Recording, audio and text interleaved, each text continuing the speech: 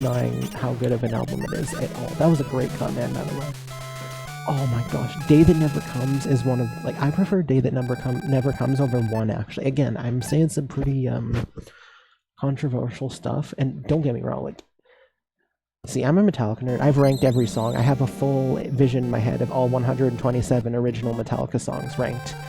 And Day That Never Comes in one, or like a couple spots difference. They're both in like my top 15, I think, or like top 20 for sure. But Day That Never Comes is a couple spots ahead, one even. That's how much I like it. But for me, the peak of Death Magnetic is All Nightmare Long. That is a definitely top 10. I can't remember where it is in my top 10. It's like 6th or 7th. I think it's 6th. Is that good to me.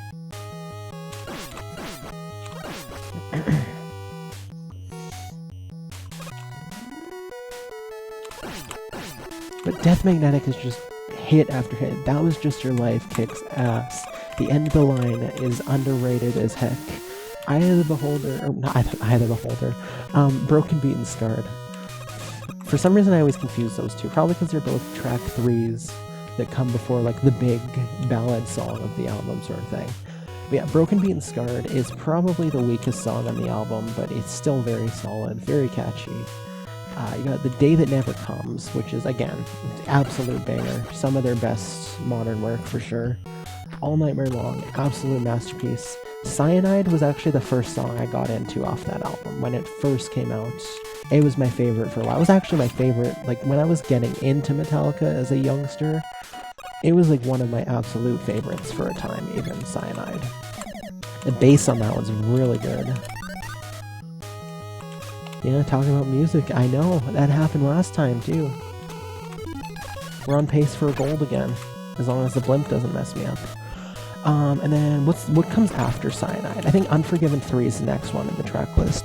Unforgiven 3, also, like, all 3 Unforgiven songs for me, actually, are top 30 Metallica songs. But Unforgiven 3 in particular, that one, actually, surprisingly, I think is the one I have ranked the lowest of the 3 Unforgivens. Despite the fact that it's so good. But I love the piano intro on that one. I like that they changed from Unforgiven 1 and 2. They have a different, okay, there we go. Different intro now. But it really works out. That one's so good. And then you got Judas Kiss, very underrated song off that album.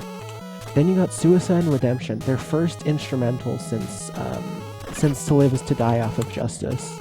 And if you know me, I mean, I just talked about Orion and Call of Cthulhu. You know, I am a big instrumental guy. The instrumentals are some of my favorite songs by Metallica. So obviously, the fact that it was already like an 80s revival album, sort of, that was like, there we go, I'm not surprised that was a goal. It was supposed to like emulate their 80s sound. And they cut off a second of the SB. Let's go.